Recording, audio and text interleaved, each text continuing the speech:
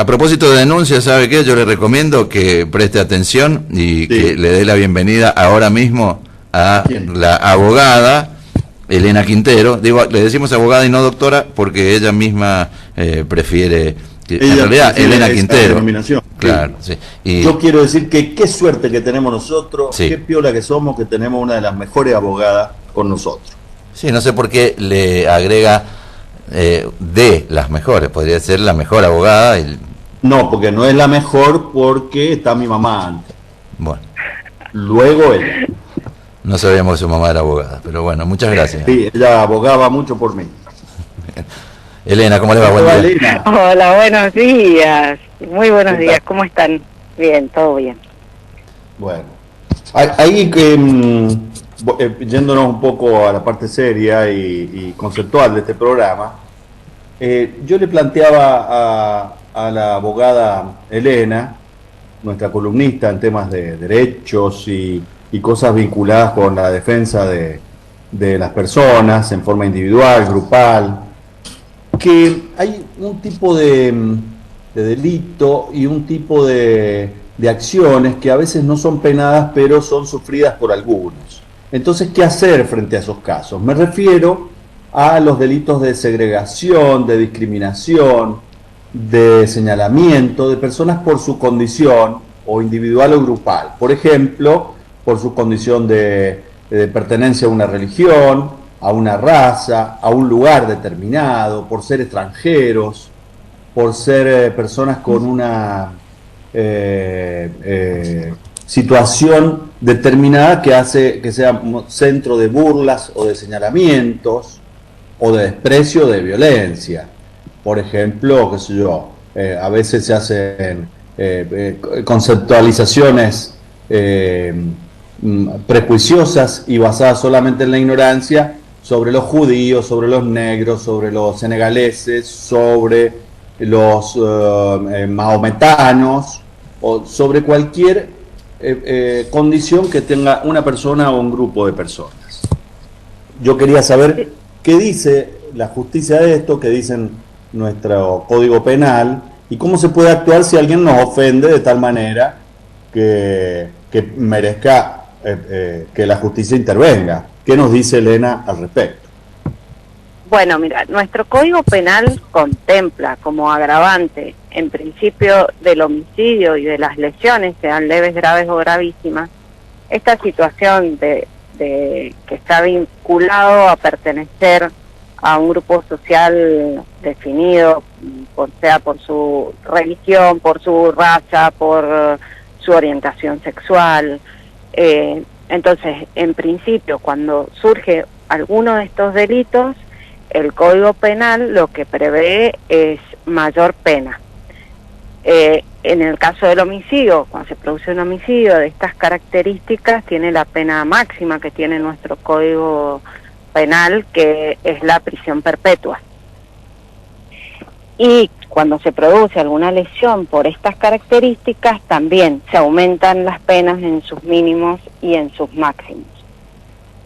Lo que puede pasar es que no se provoque un delito y en ese caso no intervenga la justicia, sino que el organismo que interviene es el INADI, que tiene un número gratuito que es el 168, y ahí se formula una denuncia en donde uno tiene que aportar todas las pruebas, tiene que decir quién lo ha efectuado a esa ofensa, tratar de puede llevar testigos. Lo que el INADI no aplica son sanciones a esa persona. Claro, son recomendaciones. Claro, y después le quedará habilitada si esto concurre, digamos, los elementos, podrá hacer daños y perjuicios. Entonces, cuando una persona es discriminada por su condición, sea por cual fuera lo que la norma contempla, bueno, puede. Si sucede un delito, puede denunciarlo penalmente. Para eso puede hacerlo a través de la página web del Ministerio Público Fiscal. Ahí lo va llevando, digamos, solo la página, se meten a Ministerio Público Fiscal Denuncias y se efectúan las denuncias online. Después al correo le va a llegar el número de expediente y se puede presentar en la unidad fiscal que corresponda para terminar el trámite. Ahí ya comienza la presencialidad, digamos, del expediente. Claro. ¿Es común que se denuncie estos delitos? Porque yo no recuerdo o no tengo registro reciente de alguien que denunciara a otro por las cosas que le dice ofensivas. No son muy comunes. Creo que en realidad la discriminación está más naturalizada de lo que nosotros creemos, porque todos tenemos nuestro lado discriminador. O sea, negro mira qué negro, qué o sea, todas estas cosas. Sí, o dicen, por ejemplo, como insulto, le dicen su origen de lugar, de nacionalidad. Claro, exactamente. O de la zona geográfica. Acá es muy común insultarse las barras de fútbol, por ejemplo, decirle cosas a los sanjuaninos, decirle cosas a los porteños. Los porteños vienen acá y le gritan cosas, qué sé yo. Y en esto le hago una pregunta a Elena, sí, y también a Emilio, a las oyentes y a los oyentes, porque en algunos casos el tema justamente de la discriminación, y voy a utilizar un ejemplo y tiene que ver con el fútbol, en donde, por decir un gentilicio, una hinchada, ha sido sancionada por el INADI. Algo porque lo dicen en forma insultante. Por ejemplo, le dicen, hay equipos que le dicen boliviano, a otros le dicen... Bueno, si me deja terminar, le explico justamente, a esto me refiero. El hecho de utilizar el gentilicio y de que sea sancionado por utilizar el gentilicio, lo que hace también es reestigmatizar que eso, sí, puede estar dado como una cosa descalificante, ¿no? Sí. Sí, el tema es que tenemos que empezar a modificar nuestro lenguaje. O sea, pertenecer a una ciudadanía no debería ser un insulto. El lenguaje es muy importante y en esto no tiene que ver en la ley, tiene que ver la educación y lo que cada uno pueda ir aportando, porque lo tenemos tan internalizado que todos tenemos microdiscriminaciones a diario. Entonces, inclusive esto que nosotros lo hemos hablado en otras oportunidades, hasta es más pasible una persona de determinadas características que sea sujeto a que la policía lo detenga a otras.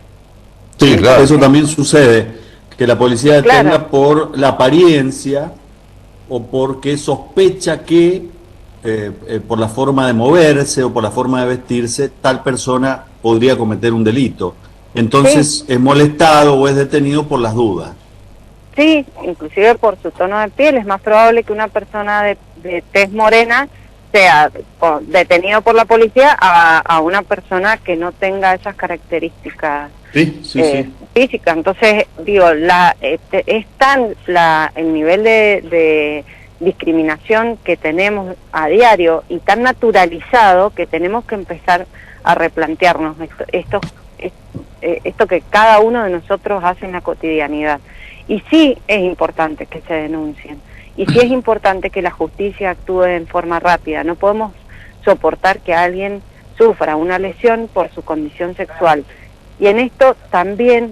Está el caso, Elena, que se dio a conocer ahora, hace 2 días, el Día Internacional de la Mujer, el 8, de la elevación a juicio del asesinato de este cruel y miserable hombre armado que mató a una chica trans impunemente, inclusive ufanándose de eso, y solo por su condición de trans. Un delito de odio que está vinculado a esto que estamos hablando, ¿no? Sí, es un agravante. Esto sí está contemplado en nuestra norma. Y lo mismo, ojo, porque hay muchos chicos que por su condición sexual sufren lesiones y no son denunciados, porque además nosotras por nuestra actividad profesional hemos tenido chicos que después cuando han ido a hacer las denuncias han sufrido discriminación y uno le dice, vamos, denunciemos, y no, porque también en la casa... Son revictimizados.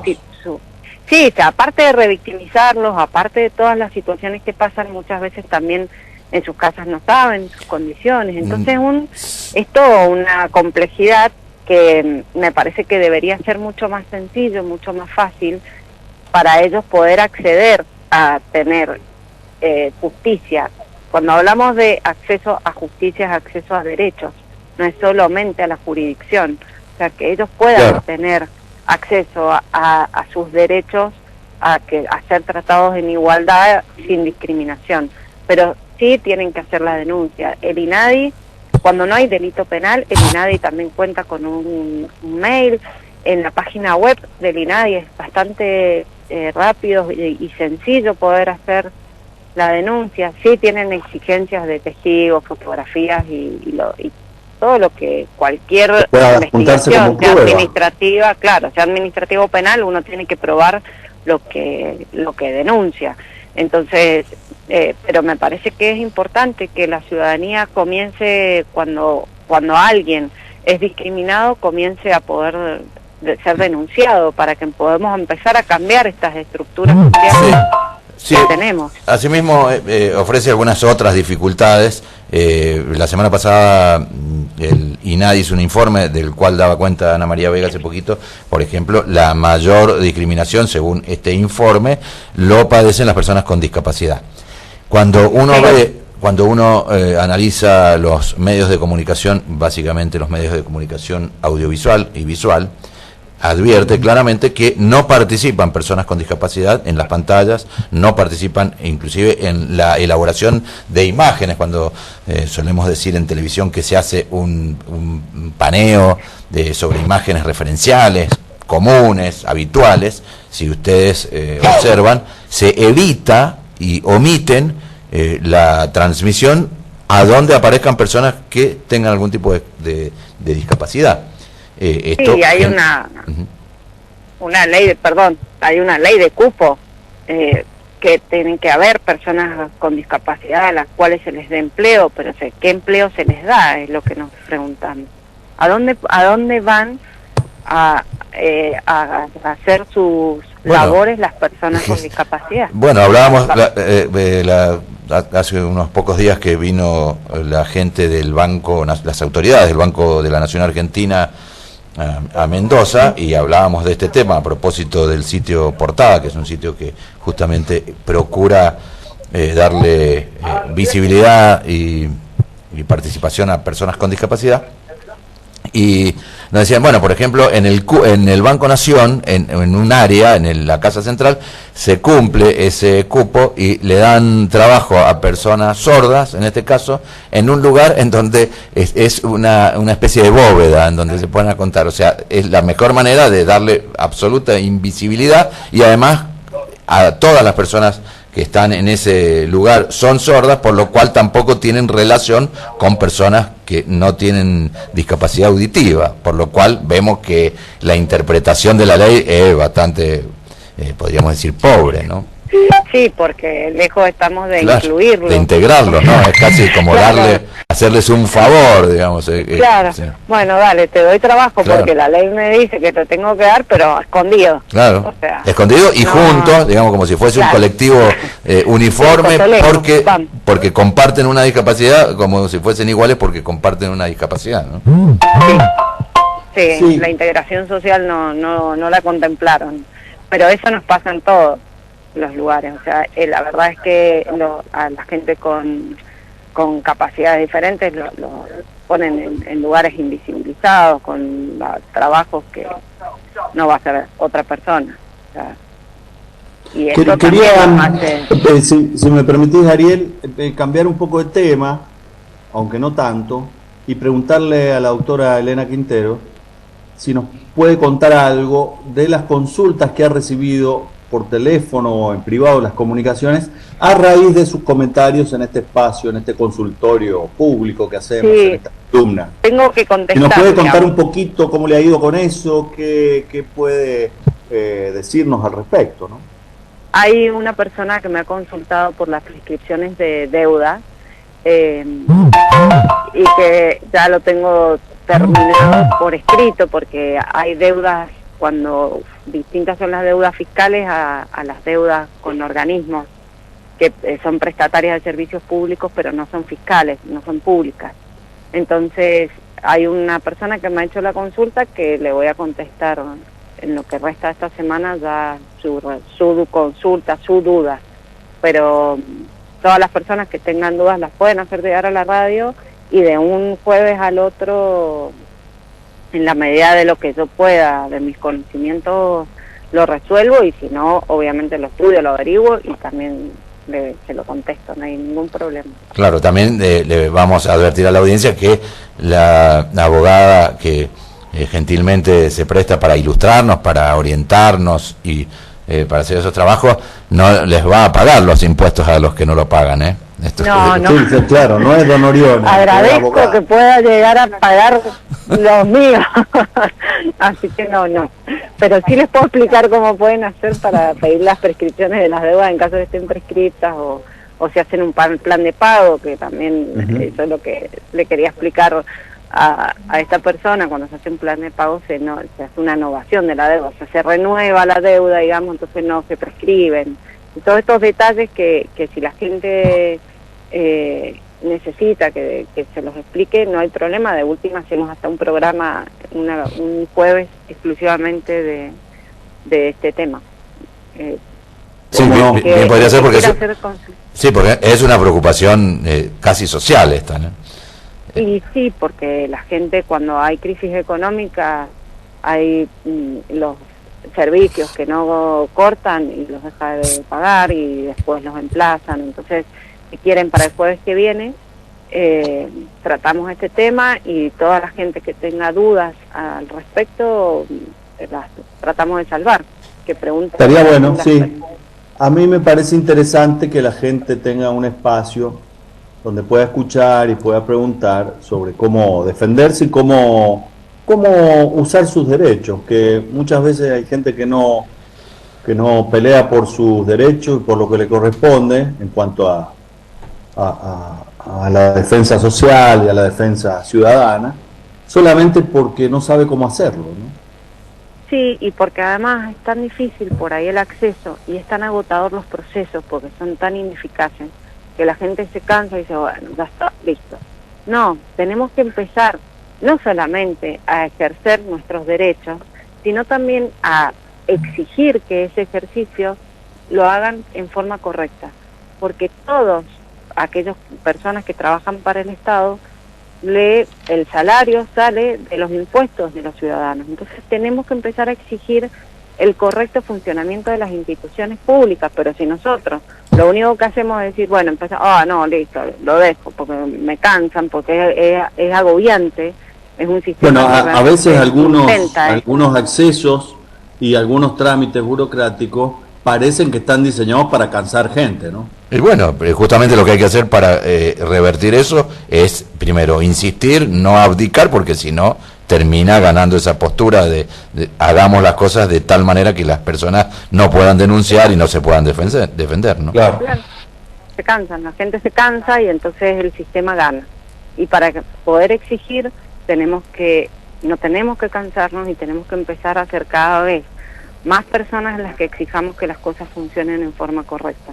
La justicia es un gran poder que tiene que sanear estas cosas. O sea, esto que hicieron un mega edificio, el polo policial le hemos puesto nosotras, porque la verdad el judicial tiene poco, entonces ese megapolo que está ahí, una estructura carísima que nos ha costado millones para que el servicio sea deficitario, para que las audiencias fracasen porque no hay internet. No hay internet, claro, es una cosa vergonzante, vergonzosa. Sí, ayer conocimos un caso concreto. Sí, claro, y conspira porque quizá a uno le parezca, bueno, se le interrumpió la conectividad, no es tan dramático. No, sí, en algunos casos es absolutamente dramático. Ayer conocíamos este caso justamente del doctor Emilio, de una persona que ve postergada su libertad a propósito de que se interrumpió el sistema de internet, una cosa demencial. Una persona que no está condenada, que está solamente siendo investigada, está presa por decisión de un fiscal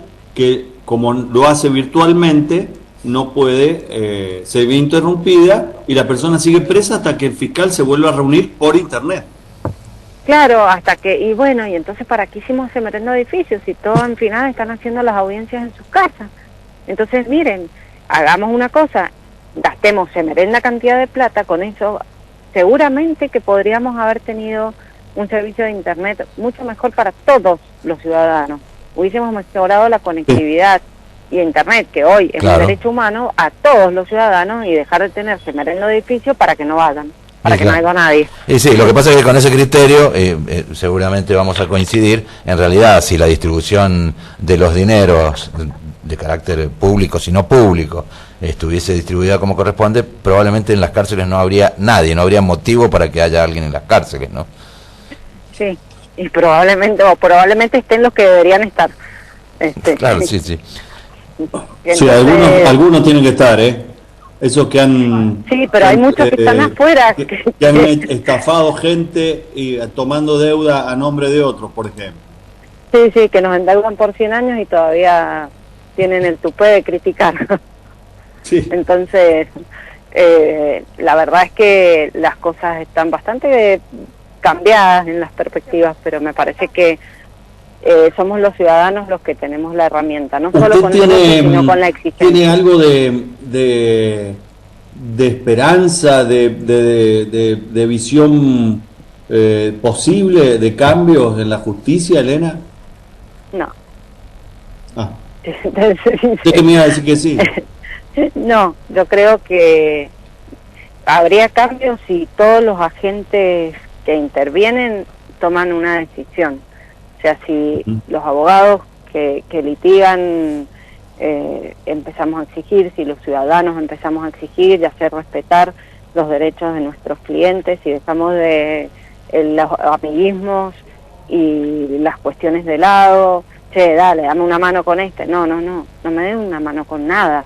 O sea, esto no se trata de un club de amigos, esto se trata de ver y del ejercicio de un poder del Estado. Y me parece que ahí es donde, bueno, los resultados están a la vista, ¿no? O sea, como algunos son imputados y otros las causas se le archivan en 2 minutos. Entonces, a ver, hemos tenido funcionarios públicos denunciados, el subsecretario actual de Justicia fue denunciado y en tiempo récord de 14 días la causa se archivó, porque el derecho penal era la última ratio, ahí. También el subsecretario de Trabajo, que está con un proceso, pero siguió en funciones. Tuvimos un ministro de Salud denunciado.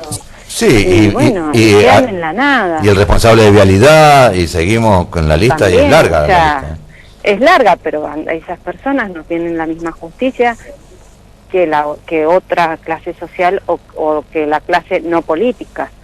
Entonces, mientras que estas cuestiones sigan sucediendo en la justicia, es un tanto difícil. Mientras que la selección de magistrados siga dependiendo del poder político, y también es complicado, porque el poder político pone y saca a los jueces. Así es. Entonces, bueno. Le agradecemos, Elena, y aparte aprovechamos para mandarle saludos que le envía Pablo Molina, quien también como yo tuvo ocasión de conocer a su papá, fíjese. Sí. Así que, bueno, aprovechamos Pablo, para agradecer. Un gran afecto, así que le mando un saludo muy grande. Bueno.